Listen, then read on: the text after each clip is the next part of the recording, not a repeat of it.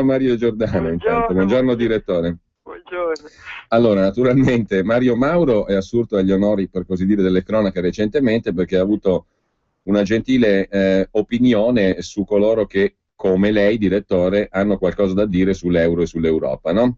Il ministro... Non c'è, come dire, non c'è medaglia al merito migliore che essere mandati a fanculo da un ministro, appunto, di governi che hanno dimostrato in questi anni, governi tra l'altro non democratici, non eletti dal popolo, che hanno dimostrato di portare, come dire, il popolo, i cittadini dell'Italia sempre più in situazioni devastanti. Però vedi, questo è sintomatico di quello che è l'atteggiamento, diciamo il motivo fondamentale poi che mi ha portato a scrivere questo libro, perché voi state facendo una battaglia con Matteo Salvini, eroica e, come dire, generosa da tempo, però veniamo sempre bollati, no? Un po' tutti coloro che portano avanti questo pensiero alternativo a quello dominante nelle grandi istituzioni, eccetera, è come i demagoghi populisti, come dire, non è più una discussione concreta e reale sui dati di fatto, è una discussione fideistica, no? Da una parte c'è la religione dell'euro con i sacerdoti che scomunicano quelli che osano semplicemente non mandare il cervello all'ammasso e provare a guardare la realtà dei dati di fatto. E la realtà è evidente, quella che voi raccontate, avete raccontato, quello che io cerco di raccontare in modo semplice ma impressionante. I dati poi, una volta messi insieme, chi avrà la bontà di leggere e mettere insieme i pezzi, è una cosa talmente evidente che solo appunto delle persone, come dire, che del conformismo del pensiero unico europeista cerca di nascondere questo, proprio perché l'obiettivo non è quello, come ci dicono, dell'Europa unita, dell'Europa della crescita, ma è quello dell'affamare, dello schiacciare, perché per questo è stata costruita l'euro, per questo è stata costruita l'Europa, per schiacciare i cittadini, per schiacciare i popoli. E l'ultima cosa, poi mi fermo perché sennò ne parlerei, ma la cosa impressionante più di tutti, infatti stamattina Libero anticipa quello, è che nelle grandi istituzioni, io svelo alcuni documenti inediti, c'è un rapporto di Mediobanca del 2013, dell'ottobre 2013, che dice esattamente le stesse cose che ci diciamo, che dite voi alla radio, che dice Matteo dei suoi commenti, le dice esattamente tutte come analisi. Poi la conclusione di Mediobanca è: però noi non possiamo dire che bisogna uscire dall'euro, però dice certo che se l'Italia uscisse dall'euro ne avrebbe vantaggio, certo che probabilmente l'euro andrà a cascare probabilmente lo stesso, il ciclo di Frankel, insomma tutti quegli elementi del pensiero economico che sottostanno alle ragioni degli anti-europei sono contenuti in un documento di Mediobanca dell'ottobre 2013 di cui non si è parlato assolutamente, è uscito in inglese, ne ho citato una breve trafiletto, il Telegraph in inglese e basta, io ne pubblico, ne parlo, ce l'ho tutto in mano, ed è allucinante che Mediobanca faccia queste analisi, che quindi nelle grandi istituzioni finanziarie si facciano queste analisi, ma poi nei grandi giornali, nei giornaloni, nel pensiero dominante, nel pensiero di Mario Mauro, per tornare alla domanda, ci sia invece che chi dice queste cose alla gente, chi prova a divulgarle al pubblico, è un po' come quello che diceva: ehi, guardate che non è vero che è il sole che gira attorno alla terra, è la terra che gira attorno al sole, e lo mandavano al rogo e lo bruciavano perché sconfessava un sistema. Ecco, in questi 4 minuti intanto abbiamo dato 42.000 euro all'Unione Europea, in questi 4 minuti di conversazione, giusto? Assolutamente sì, perché questa è l'altra cosa pazzesca, questo mostro burocratico ci costa in modo impressionante, cioè noi ogni anno in media negli ultimi 10 anni, ed è stata anche la media dell'ultimo anno, del 2013, allora nel 2013 abbiamo dato all'Unione Europea 15 miliardi di euro sotto forma di aiuti, tutti gli aiuti, compresi quelli che sono finiti alla trattoria di Ucicino, io faccio un elenco, le spese alla lavanderia di Trapani, al piccolo al bar, cioè, quindi compresi quelli buttati via, che sono la maggior parte, ne abbiamo ricevuti dove ne abbiamo dati via, quindi ne abbiamo ricevuti poco più di 9 miliardi e 300 milioni, quindi noi abbiamo perso 5 miliardi e mezzo in un anno, perdiamo 5 miliardi e mezzo l'anno, che sono appunto esattamente come dicevi tu, 5 miliardi sono 15 milioni al giorno, 627.853 euro l'ora, 10.464 euro al minuto, cioè 174 euro al secondo. Un secondo 174 euro, un altro secondo 174 euro, li stiamo regalando all'Europa di soldi nostri. Tra l'altro i soldi che ritornano non sempre sono nemmeno utilizzati, no? Quindi si tratta di soldi che tornano in teoria, a parte che sono sempre soldi nostri, perché poi nella percezione comune e nella propaganda quelli sono soldi come soldi che sembrano generosamente elargiti dall'Unione Europea, sono soldi nostri. No, appunto, come dimostro, sono soldi nostri, anzi che diamo e ci tornano indietro meno ancora di quelli che diamo. In più noi ne utilizziamo, l'utilizzo dei fondi 2007-2013 è al 50%, hanno stappato champagne, perché al 31 dicembre dei fondi 2007-2013 ne abbiamo utilizzato il 50%, come se fosse un grande successo, cioè significa che li abbiamo lasciati tutti lì, e poi per l'appunto, bisogna anche andare a vedere come li abbiamo utilizzati. Autolavaggio Pipitone di Marsala 12.372 euro, barbecue di Giuseppina San Ciprello a Palermo 11.524 euro, caffetteria Fontanelle di Agrigento 12.500 euro, ritrovo da Rocco di San Salvatore di Fitaglia Messina 12.144 euro, e avanti così, c'è una distribuzione a pioggia che cosa serve, che senso ha? Tra l'altro i numeri sono uno dei punti di partenza dell'analisi di Mario Giordano in questo libro, e sono numeri molto, molto chiari, no? A fronte anche di una valutazione che è quella che si può fare empiricamente su cosa frutta l'appartenenza all'Europa, cosa frutta la moneta unica, perché un conto è parlare di Europa e un altro conto per certi versi è parlare di moneta unica, perché non so se lei è d'accordo, direttore, ma l'euro, questa moneta per la quale si è fatta la festa per l'entrata nell'euro, stappando champagne, Eurovisione sulle TV e via dicendo, è diventato un feticcio ancora superiore all'Unione Europea stessa. Cioè siamo in adorazione praticamente, o ci vorrebbero far adorare una moneta che per definizione è uno strumento che dovrebbe essere anche ricondotto alla sua natura essenziale. È uno strumento, qualcosa di vile, di pratico, diciamo, importante, ma uno strumento convenzionale, e invece siamo entrati in una specie di paganesimo euristico, diciamo così, per cui quella roba lì va adorata come un feticcio, no? Sì, è quello che dicevo prima, no? Cioè, la moneta adorata come non si può essere, altrimenti si diventa subito eretici, si viene mandati al rogo. Ma qui c'è qualcosa di più grave che è successo, cioè è successo che la scelta sbagliata, profondamente sbagliata, di passare attraverso la moneta, il feticcio delle monete, che come dici tu è una questione pratica, di monete nel corso della storia ne sono state fatte, ci sono state unioni monetarie che si sono sciolte, adesso sembra che non si possa sciogliere l'euro perché sennò c'è l'Armageddon, no? La catastrofe mondiale, cioè, invece da che mondo è mondo, le unioni monetarie nascono, si può analizzare concretamente, empiricamente. Io ci sto anche a una discussione con qualcuno che dice che è sbagliato, non è conveniente, no? Ci sono 6 premi Nobel, come voi sapete benissimo, perché lo ripetete spesso, ci sono 6 premi Nobel che invece dicono che si può uscire. C'è il professor Bagnai che organizzerà il 12 aprile un convegno proprio per studiare le pratiche, fare il punto di tutti i metodi in cui si può uscire dall'euro, però ci può essere anche una divergenza di opinione, no? Io sono dell'idea che si possa uscire, uno può essere dell'idea che non si possa uscire, si discute praticamente di che cosa ci conviene più. Ma invece qua, se voi vedete, la discussione sull'euro è sempre basata su: se tu dici che si può uscire sei escluso, perché l'euro è irreversibile, come ha detto Draghi, l'euro è irreversibile, cioè questo è l'atteggiamento fideistico, è l'ultimo totem, è il totem dell'euro. Ma come dicevo, c'è una conseguenza ancora peggiore, perché la scelta sbagliata di passare attraverso l'euro per cercare di consolidare l'unione monetaria, anziché fare prima un'unione politica per poi scegliere la moneta, è stata devastante, trascina con sé, questo all'estero lo stanno scrivendo studiosi, Heisborn in Francia, altri in Germania, in modo sempre più insistito, sta trascinando con sé l'Unione Europea, quindi il crollo dell'euro, perché l'euro anziché avvicinare i popoli li ha allontanati, ha marcato le differenze, ci ha resi schiavi della Germania e quindi ha aumentato le differenze fra noi e la Germania. È stato esattamente il contrario di quello che ci avevano propagandato quando stappavamo champagne e andavamo in giro con le bandierine a festeggiare l'euro.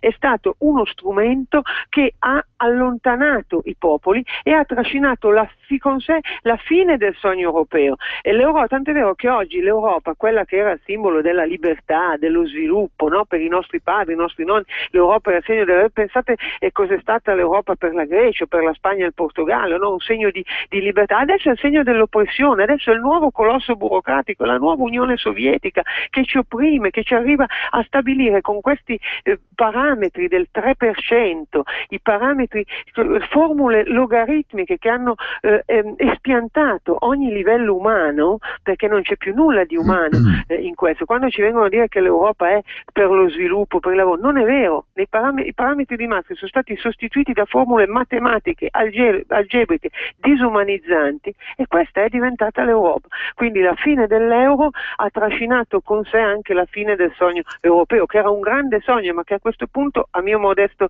parere, e questo racconto nel libro, è ormai irraggiungibile. Ecco, ultima questione, direttore. Per il resto, diciamo, rimandiamo appunto ad anche alcune anticipazioni che sono oggi sui giornali, sul giornale in particolare e su Libero. Su Libero si racconta quello che lei diceva prima, ovvero del report di Mediobanca che non è stato mai raccontato al popolo bue, cioè all'opinione pubblica, ovvero i ragionamenti empirici, pragmatici, concreti che fa Mediobanca e che in sostanza smontano anche le classiche tesi a favore della moneta unica e elaborano i piani per l'uscita dall'euro, che sono quindi considerati, come è giusto che sia, cose possibili, pragmaticamente possibili. Però le faccio una domanda di carattere più politico, perché in questi più di 10 anni, diciamo, di moneta unica, sia la destra che la sinistra, per rimanere al quadro politico italiano, sono state più o meno, e con sfumature diverse, entrambe su posizioni pro-euro, pro-dogma della moneta unica e assolutamente filo-europeiste. Allora, la resipiscenza di alcuni settori delle varie forze politiche, io ho citato prima il libro di D'Alema che abbastanza furbescamente nel titolo "Non solo euro" fa un po' il verso all'umore popolare. Allora si tratta di politica che improvvisamente si accorge che il popolo ha capito che la cosa non funziona e si schiera con l'opinione popolare, o di politica che tardivamente ha fatto i conti perché 10 anni di esperienza e magari 2 o 3 anni di governo Monti e governi tecnici simil Monti come Enrico Letta hanno aperto gli occhi a tutti, secondo lei?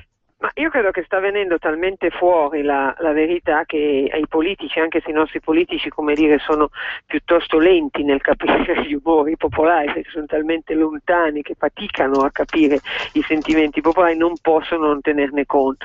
Però ecco, a questo punto bisogna fare poi attenzione da chi li cavalca in modo così superficiale e chi invece ne coglie l'essenza vera dando una svolta finale, perché io ho letto il libro di D'Alema e quello conclude ed è il filone di pensiero che è quello poi che esprime anche Draghi, che esprime il pensiero europeista, che dice l'euro non funziona, lo dobbiamo ammettere, perché ormai nessuno può ammettere che l'euro funziona, perché ci vuole più Europa, perché manca più Europa dietro. Ecco, attenzione, perché dietro questo critiche all'Europa degli europeisti finti pentiti c'è l'ultima sola, cioè quella di dire bisogna fare più Europa, e non è che più Europa, questa Europa non può essere salvata, non esiste, io ormai non ci credo più.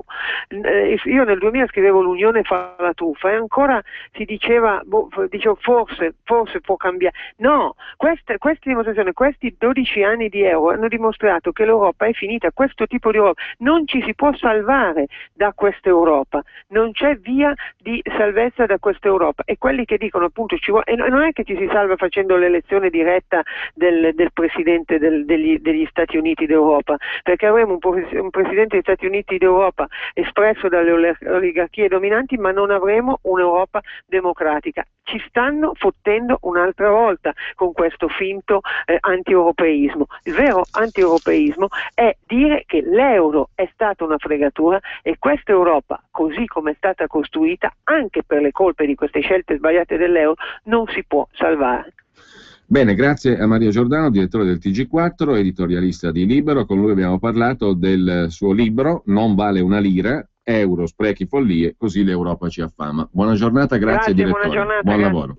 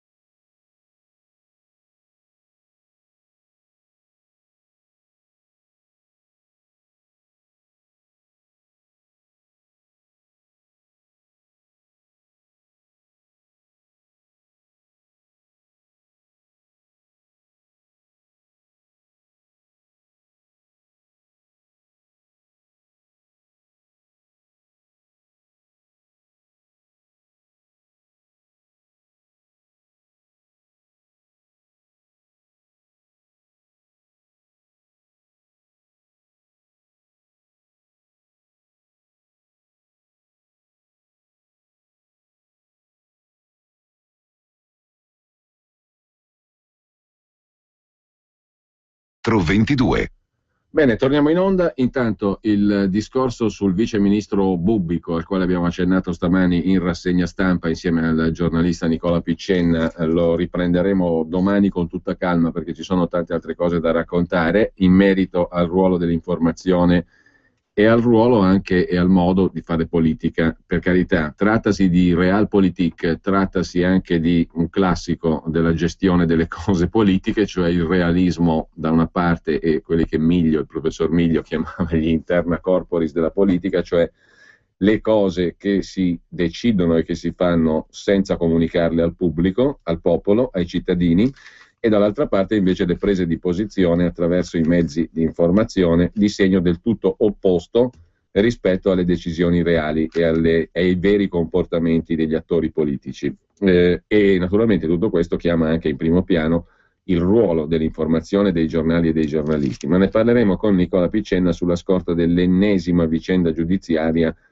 che lo riguarda, e per fortuna ha trovato un avvocato di una certa età che gratuitamente lo assiste, altrimenti sarebbe stato impossibile per un giornalista che certamente non ha mezzi economici stratosferici e grandi testate alle spalle reggere un urto di questo genere, semplicemente per aver fatto il suo lavoro. Questo testimonia anche la vicenda di Nicola Piccenna, che abbiamo imparato a conoscere nel corso ormai di anni e su tante questioni diverse, semplicemente per aver fatto il proprio lavoro. Qui ha dato fastidio al potente di turno, presidente della Basilicata, ora vice ministro dell'interno Bubbico, il quale ha querelato due giornalisti, Nicola Piccenna e Nino Grilli, ben sapendo che quello che hanno scritto era vero, perché parallelamente era stato archiviato il caso del ministro Giovanardi, che aveva detto le stesse cose dei due giornalisti. Però bisognava insomma in qualche modo andare avanti, e il vice ministro Bubbico, consapevole che i due avevano scritto la verità, procede con la querela. E questo riguarda anche il ruolo dell'informazione. Perché nessun quotidiano poi, tantomeno l'ordine dei giornalisti, si è premurato di interessarsi di questa vicenda, che configura da parte di un uomo politico di un certo potere anche un abuso, mettiamola così, di questo potere. Un abuso magari non in termini di diritto, ma certamente in termini di logica, di buonsenso e di morale minima, sicuramente sì. Ma tornando brevemente invece al discorso di cui parlavamo prima con il direttore del TG4 Mario Giordano, sulla scorta del suo libro sull'euro, non vale una lira, è il titolo del libro di Giordano.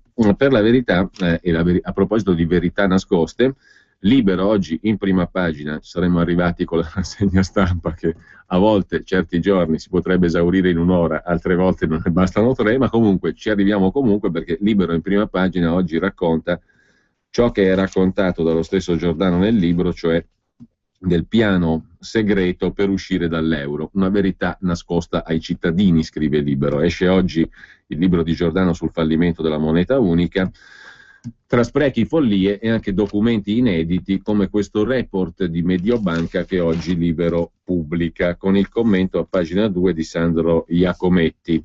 Dal debito pubblico agli squilibri macroeconomici, un documento inedito di Mediobanca smonta le classiche tesi dei favorevoli all'euro. Si salvi chi può, il report di Mediobanca mai raccontato, la moneta unica salta.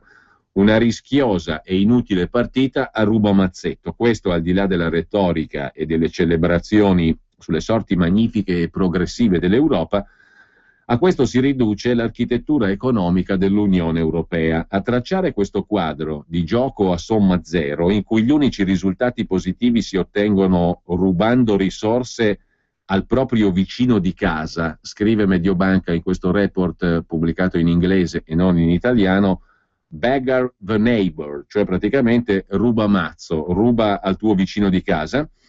A tracciare il quadro di questo gioco nel quale si guadagna qualcosa solo rubando a qualcun altro non è il solito euroscettico che tuona contro lo straniero, ma un pool di autorevoli economisti di Mediobanca, che lo scorso ottobre ha pubblicato un dettagliatissimo report, un resoconto, sulla situazione italiana e sui guai provocati dall'eurosistema, un lavoro di cui quasi nessuno si è occupato, tranne il quotidiano britannico Telegraph e oggi Mario Giordano nel suo ultimo libro. Giordano inserisce lo studio di Mediobanca in un lungo elenco di analisi con le quali negli ultimi anni le grandi banche d'affari avevano previsto e anche contemplato la possibilità che per l'Italia fosse necessario e secondo alcuni opportuno liberarsi dalla gabbia europea. Al centro del corposo resoconto del report di Mediobanca di 123 pagine, realizzato dal team di esperti guidato da Antonio Guglielmi, c'è il cosiddetto ciclo di Frankel. Che cos'è?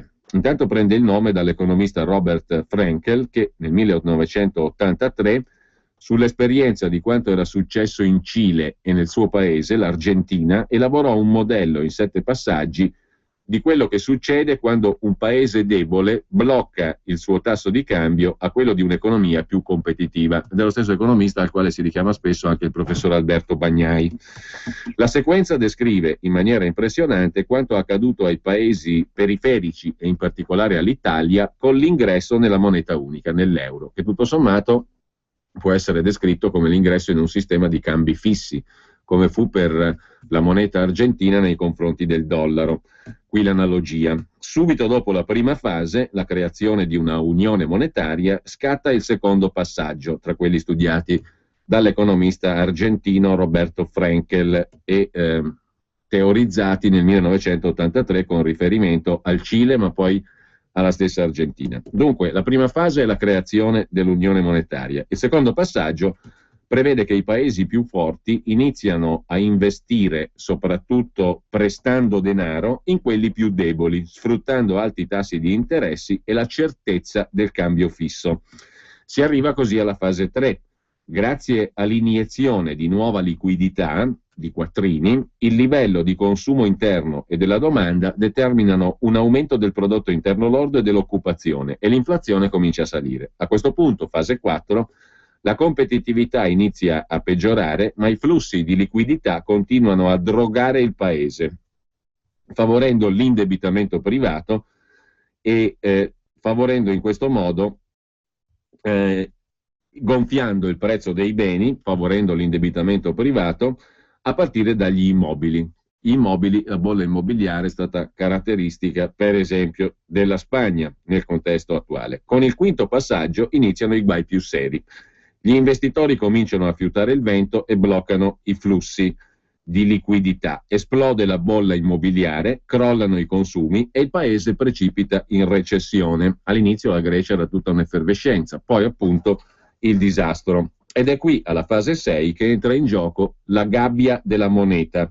Il tasso di cambio bloccato, nel caso dell'Argentina l'ancoraggio al dollaro, nel caso dell'euro il fatto che è diventato moneta unica e quindi tasso di cambio evidentemente bloccato per forza. Il tasso di cambio bloccato impedisce l'aggiustamento naturale, l'assorbimento dello shock e le tensioni si scaricano tutte sui titoli di Stato. Da qui la crisi appunto dei debiti degli Stati, del debito sovrano e dei paesi ad alto debito come l'Italia. L'ultimo passaggio è quello finale. Gli attacchi speculativi mettono in ginocchio il paese. L'unica strada per evitare il collasso a questo punto è quella di rompere le sbarre e uscire dalla gabbia. Inutile, per quanto ci riguarda, sperare in una eventuale cura Draghi, che finora ha in qualche modo tenuto in piedi l'Europa. Il programma di intervento della Banca Centrale Europea per abbassare le tensioni sui titoli di Stato, dicono gli esperti di Mediobanca in questo documento contenuto nel libro di Mario Giordano. Il programma dunque di intervento della Banca Centrale Europea che supporta, che compra i titoli di Stato dei paesi ad alto debito, può soltanto permettere di tornare indietro di un passo, dal punto 6 al punto 5, ma i problemi restano e si ripresentano. Qualcuno a questo punto potrebbe dire, scrive Sandro Iacometti oggi sul Libro commentando questo report di Mediobanca, che si chiama Fighting the Wrong Enemy, cioè combattendo il nemico sbagliato, è il resoconto diffuso da Mediobanca Security il 15 ottobre 2013, un lungo documento di 122 pagine che porta la firma di Antonio Guglielmi, capo dei ricercatori di Mediobanca. Il nemico sbagliato è il debito pubblico in questo testo di Mediobanca. Il report di Mediobanca spiega che in realtà il debito pubblico è il sintomo, non la causa della mancata crescita della periferia dell'euro. Il vero guaio è l'indebitamento privato negli anni della crisi, schizzato come contraccolpo dell'invasione di capitali dal centro dell'Eurozona, dai paesi ricchi. Pur senza negare la necessità di riforme a partire da quella del mercato del lavoro, il report di Mediobanca si sofferma su una lettura della stagnazione come crisi del debito privato, analizzando gli squilibri crescenti nelle bilance commerciali degli stati periferici, Italia, Spagna e Grecia, e della Germania che invece continua ad accumulare un surplus. Smontato anche il luogo comune della competitività bassa causata da corruzione e sprechi. A pagina 29 del rapporto si legge che, al netto dell'esigenza comunque di riforme, l'Italia sembra aver sofferto ben più degli altri stati dal suo ingresso nell'euro. Lo studio riprende anche la teoria dell'area valutaria ottimale, un altro aspetto sempre toccato dal professor Bagnai nel suo libro, mostrando come l'Eurozona non rispetti le caratteristiche di area omogenea. E qui, modestamente, non bisogna essere economisti per capire che la zona euro, i paesi che aderiscono alla moneta unica, sono molto diversi tra loro. È ben difficile considerare i 17 paesi della moneta unica come un'area valutaria ottimale, cioè paesi confrontabili tra di loro dal punto di vista della struttura economica, produttiva, fiscale, ma anche sociale, civile e politica. Sono paesi molto diversi, per cui l'osservazione la poteva fare chiunque fin dall'inizio. Difficile mettere un cappello solo e una moneta unica su realtà tanto differenti fra di loro. Il fatto che l'Italia non possa svalutare, operazione spesso giudicata come immorale, è in realtà descritta da Mediobanca come il maggior freno alla crescita, ma svalutare implica che tu non sei in una moneta unica o in un sistema di cambi fissi, devi avere la tua moneta per svalutare, come si faceva prima dell'entrata in vigore dell'euro, ed era un meccanismo di adattamento naturale, non una cosa immorale. Era un meccanismo di adattamento naturale, il che non implica che non si debbano fare certe riforme. E la riforma numero 1, visto che va di moda dire le riforme devono essere strutturali, è cominciare a guardare in faccia il paese nelle sue diversità, perché altrimenti le riforme strutturali producono solo ingiustizia, perché se riproduco in Italia l'errore che c'è in Europa, cioè se abbiamo capito che non può funzionare una cosa sola per realtà tanto diverse, in Europa, il discorso è uguale in Italia. Non può funzionare una ricetta unica per realtà tanto diverse come sono quelle che compongono la Repubblica Italiana, che non è nazione ma è Stato, tra l'altro. Quindi uno Stato unitario come quello italiano non può tollerare ricette uniche che vadano bene per tutti, perché fra la Sicilia e la Lombardia, la Campania e il Piemonte c'è la stessa differenza che c'è fra la Grecia e la Germania, piuttosto che fra gli stati del Mediterraneo e gli stati del scandinavi. Per fortuna loro gli stati scandinavi sono quasi tutti fuori dalla moneta unica, però insomma le differenze fra l'Olanda e la Spagna, fra la Germania e la Grecia sono evidenti a tutti. È impossibile adattare una ricetta unica a paesi diversi, così come dovrebbe essere considerato impossibile adattare una ricetta unica a realtà tanto diverse quali sono quelle che compongono lo Stato italiano, perché se il ragionamento vale per l'Europa non si capisce perché non debba valere a maggior ragione anche all'interno dei confini nazionali italiani, dei confini statuali, per meglio dire, italiani. Ad ogni modo, il report di Mediobanca dice tutta questa serie di cose piuttosto ovvie da una parte, ma che diventano interessanti perché sono negate dall'opinione dominante, dai commentatori dominanti e dal pensiero politico fino ad ora dominante. Adesso parecchie inclinature ci sono, ma a seconda delle convenienze e dei punti di vista. Su questo tema poi vedremo anche una serie di altre riflessioni. Però, per tornare al testo di Mediobanca e al commento che ne fa Sandro Iacometti su Libero, dunque si potrebbe dire a questo punto che l'Italia era già malata prima di entrare nell'euro, che è tutta colpa delle mancate riforme, che le analisi del ciclo di Frenkel c'entrano poco con i nostri mali strutturali e i nostri ritardi cronici italiani. Nessuno, e neanche gli economisti di Mediobanca, dice una cosa del genere e sostiene che il nostro paese non abbia bisogno di riforme strutturali. Ma i numeri raccontano una storia diversa da quella che piace sentire agli europeisti. Prendiamo la competitività, considerata da sempre la causa dei mali italiani. Ebbene, la curva del livello di produttività dal 1970 a oggi traccia una linea che permette di individuare 3 battute di arresto, cioè la produttività italiana si è fermata in 3 date. Si tratta delle 3 date, secondo gli analisti di Mediobanca, che spiegano la differenza, il gap del 20% di competitività che l'Italia ha accumulato rispetto al nucleo europeo. La prima data è il 1979, quando l'Italia è entrata nel sistema monetario europeo che ha bloccato l'oscillazione dei tassi entro una finestra del 6%. La seconda data è il 1989, quando l'Italia ha accettato di mantenere i tassi di cambio bilaterali fissi all'interno di una forbice di variazione massima del 2,25%. La terza nel 1996, quando il Paese rientra nello SME, nel sistema monetario europeo, ed è costretto a rivalutare la lira dell'8% per prepararsi all'euro.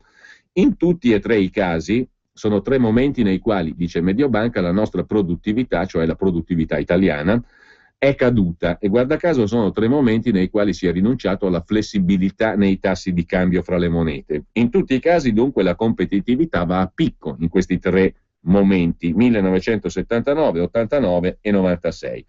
Rifiutarsi di mettere in relazione il calo della produttività italiana al sistema di cambio fisso che l'euro ha comportato significa negare l'evidenza, scrivono a chiare lettere gli analisti di Mediobanca. Ma l'analisi più plateale dei guai provocati all'Italia dai tassi bloccati al livello della Germania è quella che parte dai dati macroeconomici. Il debito pubblico, si legge nel report di Mediobanca, è il sintomo e non la causa della bassa crescita. A far esplodere la crisi dei paesi periferici è stato il debito privato, gonfiato dagli investimenti previsti dalla seconda fase del ciclo di Frankel. Il debito privato dell'Eurozona tra il 99 e il 2007, si legge nel resoconto di Mediobanca, è aumentato del 27%, 50% al centro, 200% in periferia, rispetto a un debito pubblico sceso del 7%, meno 8% in Italia. Quanto al deficit, l'Italia si muove intorno a una forbice che va dallo 0 al 4%, da quando è entrata nell'euro, a causa principalmente di una riduzione del 5% dei risparmi privati. Nel frattempo, dal 99 al 2012, la Germania ha accumulato un surplus di 1.400 miliardi di euro, il 50% del PIL del 2012, mentre l'Europa periferica ha registrato un deficit della stessa cifra, 249 miliardi, 16% del PIL per quanto concerne l'Italia. È tutto qui, in queste due cifre, il beggar the neighbor, cioè il ruba mazzetto, ruba al tuo vicino. È un gioco perverso, conclude Sandro Iacometti oggi su Libero, commentando il report di Mediobanca, è un gioco perverso da cui si può uscire soltanto in un modo, facendo saltare il tavolo. Mediobanca si ferma un attimo prima di suggerire l'uscita dall'euro, ma basta guardare una tabella con le massicce svalutazioni effettuate da molti paesi nel mondo tra il 98 e il 2010 per uscire da periodi di crisi, quello che accadrebbe se dicessimo addio alla moneta unica, per verificare che in 10 casi su 14 il prodotto interno lordo dei paesi che hanno effettuato svalutazioni massicce non solo non è crollato, ma nell'arco di 3 anni è risultato in sensibile crescita, così come è successo all'Italia con le svalutazioni del 1992. Così Libero, che introduce questo documento di Mediobanca, riportato peraltro anche nel libro di Mario Giordano, Non vale una lira, che esce proprio oggi.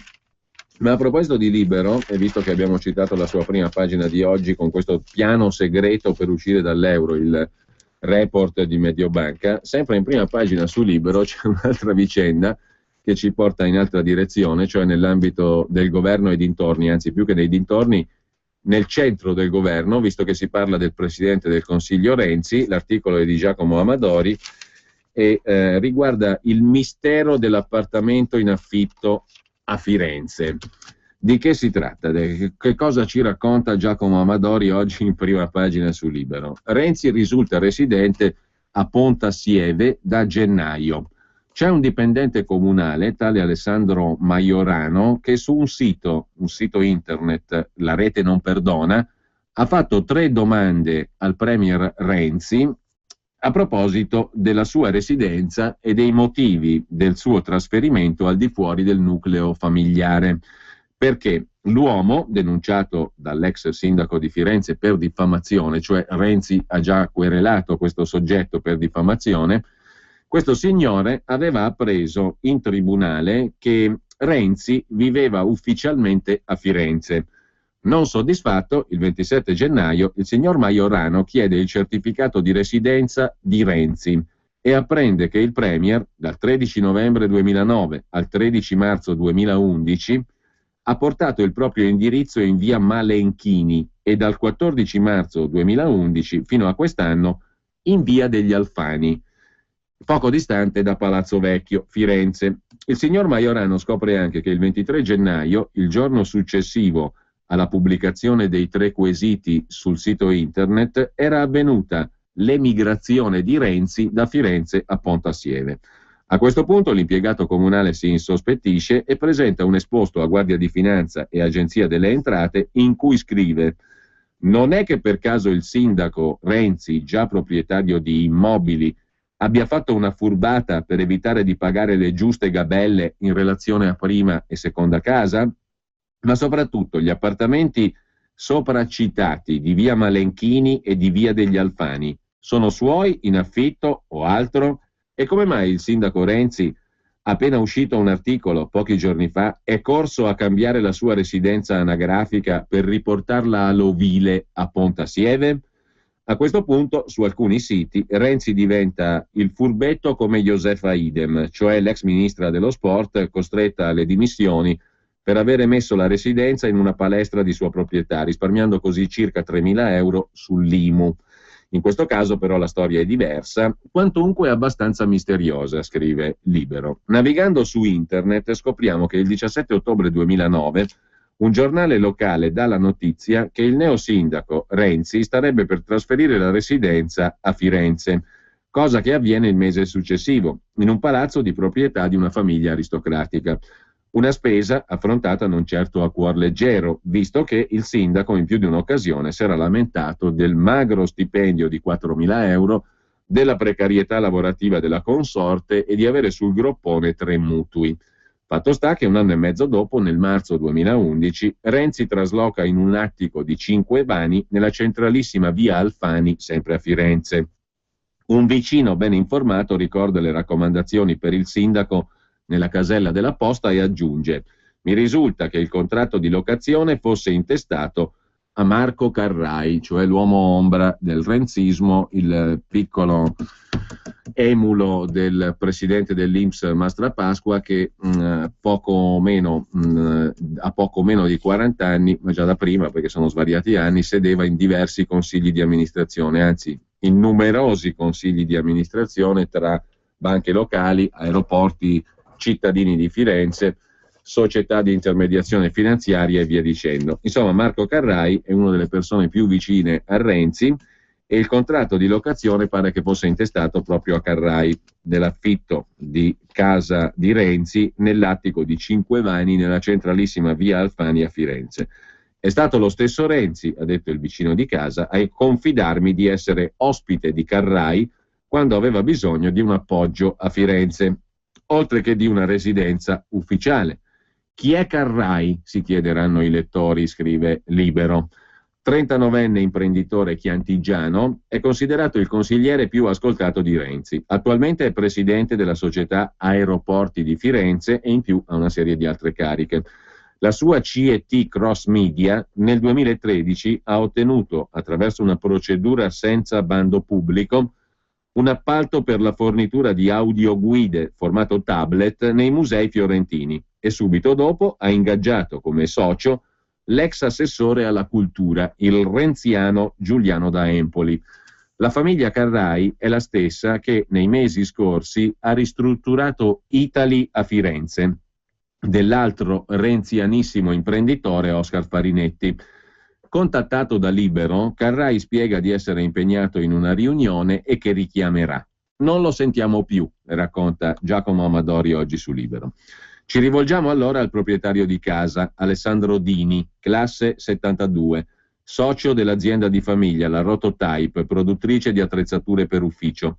La sorella è consigliera nel locale direttivo di Confindustria. Dini, sentite le domande del cronista, rinvia il colloquio al giorno successivo e poi smette di rispondere al telefono.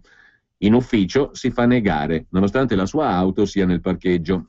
Incuriositi da un atteggiamento tanto sfuggente, scrive il cronista di Libero, facciamo qualche ricerca sull'azienda e scopriamo che il sito nel 2012 è stato allestito dall'agenzia di comunicazione Dot Media, già alla ribalta delle cronache, per avere tra i soci Alessandro Conticini, fratello del cognato di Renzi, e per avere curato i siti di diverse società partecipate dal comune, oltre a quelli delle campagne elettorali di Renzi a partire dal 2009.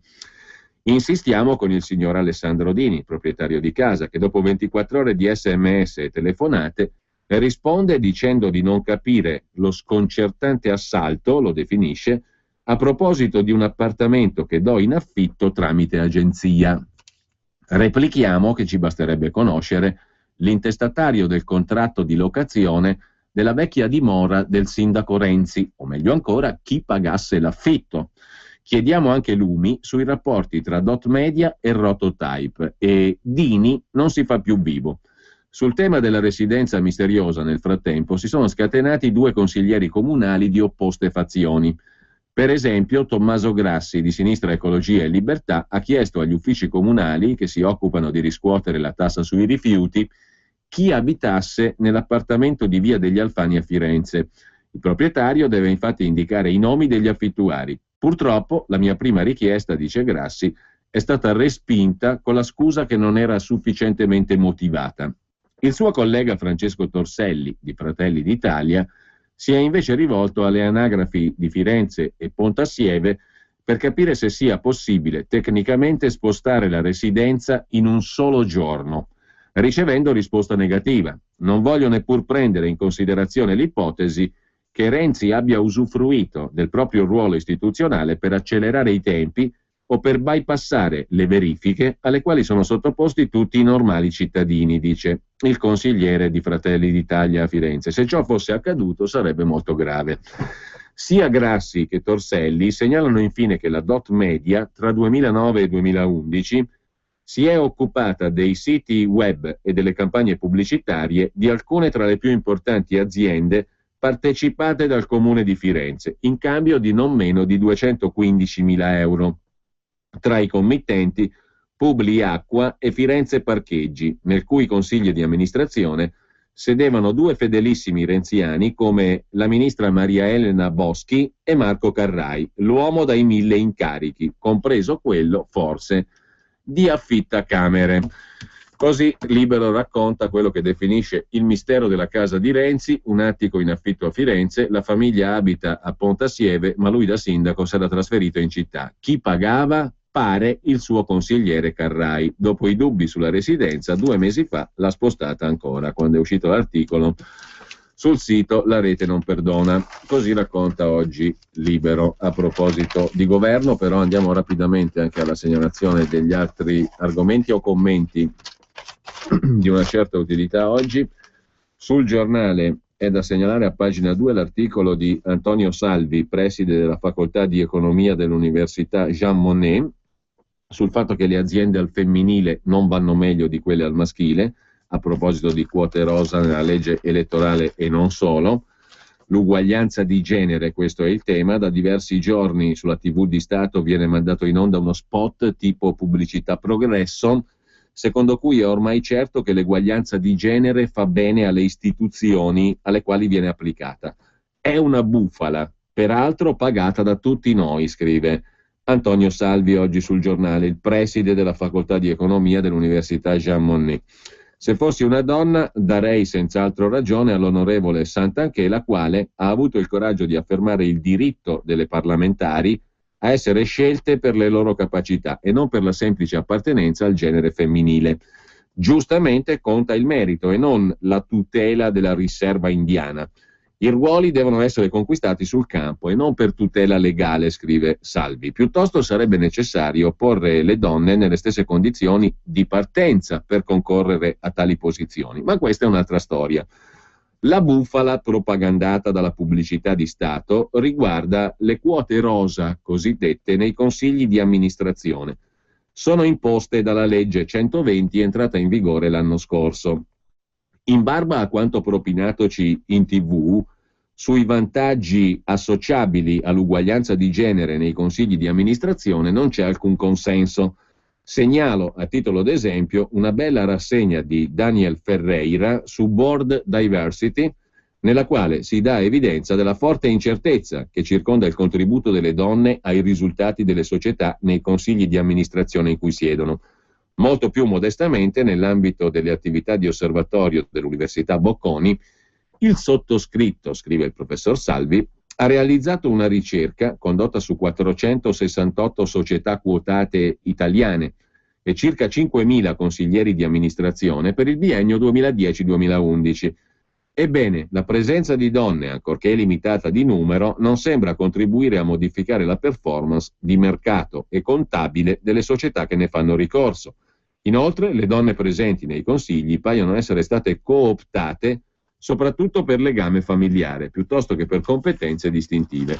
Insomma, sarebbe ridicolo doversi soffermare oggi sul fatto che una persona, valida o non valida, totalmente a prescindere, diciamo, dalla sua appartenenza al genere maschile o femminile. E comunque la battaglia delle deputate di ieri un sapore non proprio commendevole ce l'aveva. Sul tema c'è anche da segnalare il pezzo di Diana Zuncheddu su Italia Oggi di stamani: non coprite le magagne del governo e della sua maggioranza instabile, tirando in ballo la parità di genere, le quote rosa e la rappresentanza femminile. E cosa dire delle deputate di Forza Italia che si appellano alla fidanzata di Berlusconi, Francesca Pascale, perché interceda presso il Cavaliere? E cambiando argomento, andando invece alla questione dell'economia pubblica e del ministro dell'economia, che ieri era in Europa a parlare con i responsabili dell'economia a livello di Commissione europea, il commissario europeo per gli affari economici Olli Rehn e il presidente del Consiglio europeo Van Rompuy. Padoan parte con lo sprint, ironizza oggi Libero. I risultati, ha detto il ministro dell'economia, li vedremo fra 2 o 3 anni, colché è necessario che il ministro dell'economia Padoan tiri su il telefono, come si dice, e chiami Matteo Renzi, perché Matteo Renzi ha detto che domani si spacca il mondo. Nel Consiglio dei Ministri di domani, fuoco, fiamme, rilancio dell'economia, cambia l'Italia. Quindi Padoan deve tararsi su tempi molto più stretti di quelli che ha in mente lui. Deve tararsi sui tempi del Presidente del Consiglio Renzi, il quale ha detto che le cose si fanno in un giorno, in una settimana, in un mese, con delle tappe e delle scadenze ben precise. Padoan non è in linea, perché non può parlare di 2-3 anni per vedere i risultati dall'Europa. Nel suo esordio all'Eurogruppo, il ministro dell'economia ha detto: ridurrò il cuneo fiscale coi tagli alla spesa. Guarda caso, il piano è identico a quello dell'ex ministro Saccomanni, sottolinea Libero. Libero che riporta anche un altro articolo di Franco Bechis sul fatto che il governo ha scoperto che non ha i soldi per tagliare le tasse. È finita l'enfasi sul nuovo inizio, sulle cose veloci da fare subito. Il governo si scontra col più classico dei problemi: le coperture finanziarie.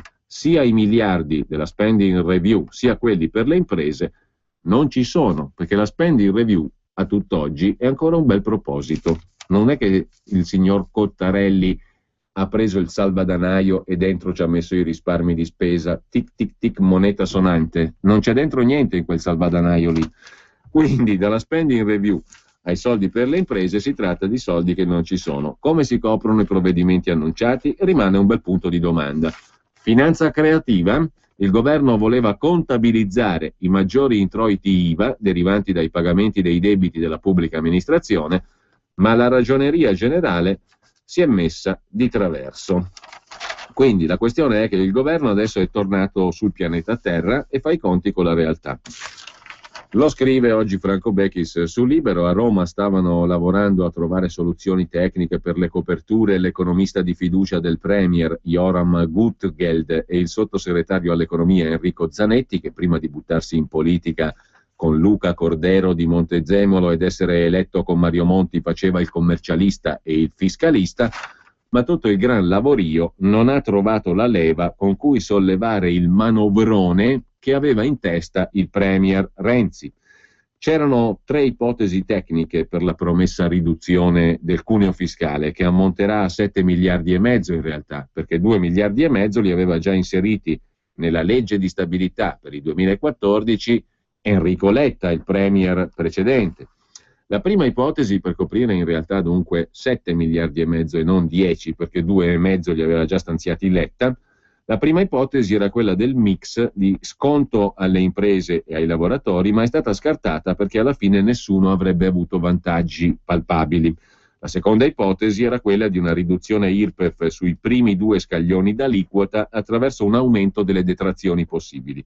È un'ipotesi ancora in campo, ma ha un difetto: non aiuta i cosiddetti incapienti, cioè quelli che hanno un reddito così basso da non avere tassazione IRPEF e quindi non hanno detrazioni. L'ipotesi in pole position è la terza, un'operazione di defiscalizzazione dei contributi sociali con lo Stato che di fatto, a seconda del reddito, si caricherebbe in tutto o in parte il contributo che il lavoratore deve versare all'INPS. Funzionerebbe anche sugli incapienti, ma qualsiasi versione ha lo stesso difetto, che non è un difetto da poco.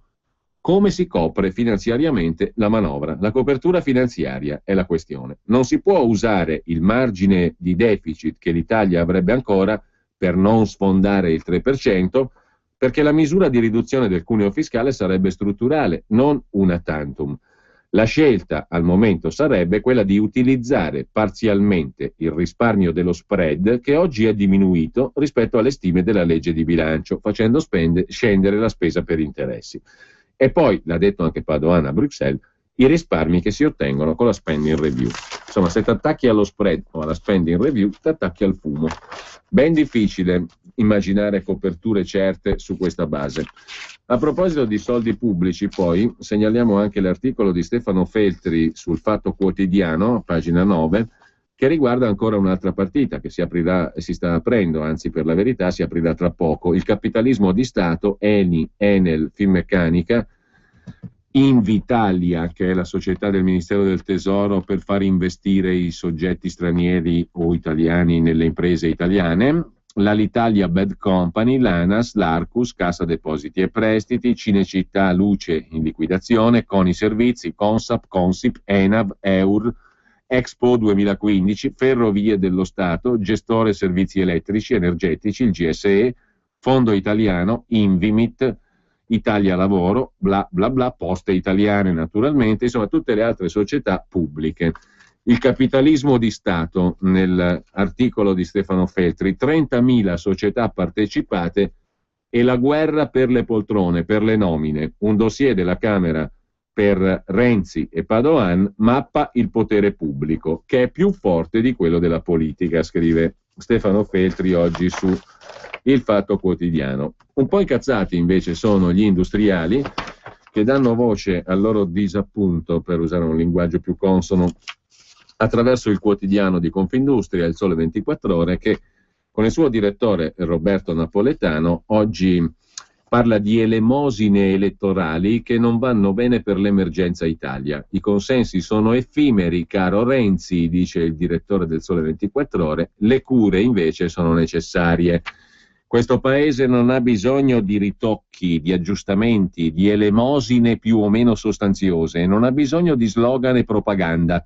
Il paese ha assoluto bisogno, scrive il direttore del Sole 24 Ore, di recuperare la via maestra di interventi strutturali, reclama anche il 24 Ore. Io ogni volta che sento la parola strutturali, l'aggettivo strutturali, mi viene in mente, ma a proposito di cose strutturali, ma volete finalmente dare uno sguardo a sto paese per quello che è e non per quello che fate finta di venderci e di raccontarci tutti i giorni?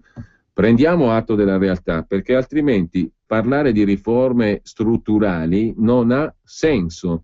Quando tu hai 4 regioni soltanto che sono buone da pomparci i soldi via dalle tasche e le altre che o rubano alla grande o galleggiano, allora su 20 regioni ne hai solo 4 che producono, sei davanti a un problema strutturale o no? Non a caso poi i commenti sul blog di Grillo, sull'Unità d'Italia, e sul post che ha fatto l'altro giorno, sono i più numerosi, perché la gente comune sa benissimo che la situazione dell'Italia è quella che è. Magari c'è il difensore ideologico dell'unità d'Italia, dell'intoccabilità di certi argomenti, però partecipa al dibattito. Guardate un po' l'assurdo di un paese che si reputa nazione, qualcuno lo dice, e che ancora oggi, a 160 passani più o meno, insomma, dall'Unità d'Italia, 1861, ancora oggi discute sulla propria natura, sul fatto che siamo uniti, non siamo uniti. Il dibattito in rete è esemplificativo. Adesso non mi interessa quello che ha detto Grillo nel contenuto e quello che dicono coloro che intervengono, gli intervenienti sul suo blog. Non interessa il contenuto, ma solo il numero, cioè i commenti. Se voi andate sul sito di Beppe Grillo, i commenti al post sull'Unità d'Italia, le macroregioni, la Repubblica di Venezia, eccetera, eccetera, sono i più numerosi in assoluto. Vorrà dire qualcosa o no? Sarà strutturale questa questione o no? Perché altrimenti saremo paese di pazzi, diciamo, che discutono sulla propria identità quando questa identità è data per certa, è chiara, è certa, è indiscutibile. Se fosse così non staremmo a discutere ancora, è vero, è falso, no, c'hai ragione tu, ma guarda che schifo quell'altra. È la realtà.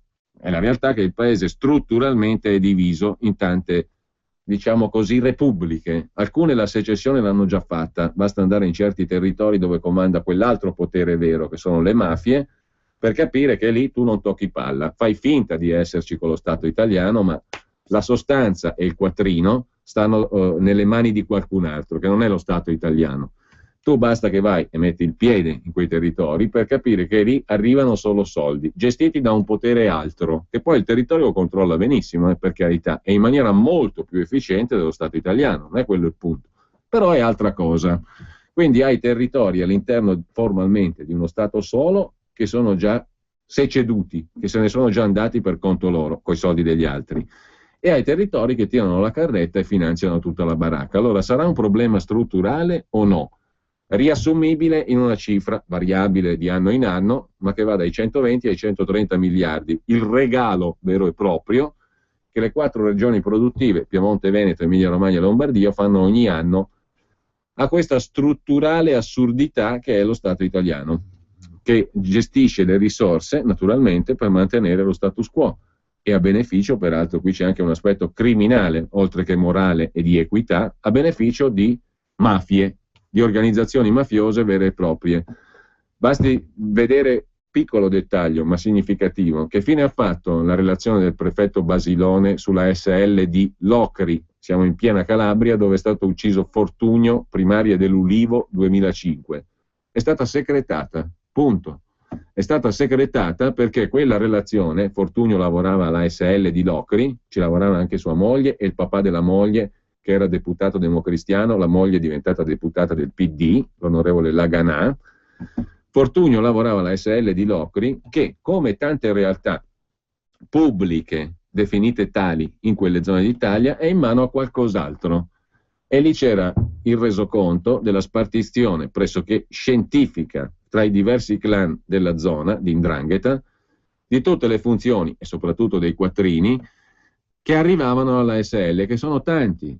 Tra le pieghe del caso Gentile, che c'entrerà, non c'entrerà, il sottosegretario nominato da Renzi, durato 24 ore in Calabria, sempre che si è dovuto dimettere.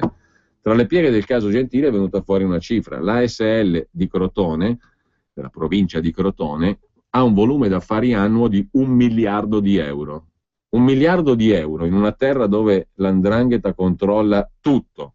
Secondo voi sfugge al controllo, agli appetiti, alle manovre, all'azione pratica di chi realmente controlla il territorio? No, sarà difficile. Infatti, anche in quel caso, ASL di Crotone, provincia di Crotone, c'è una relazione prefettizia che parla della presenza dei clan. Poi dice, incredibilmente, che i dirigenti della ASL non ne sanno nulla.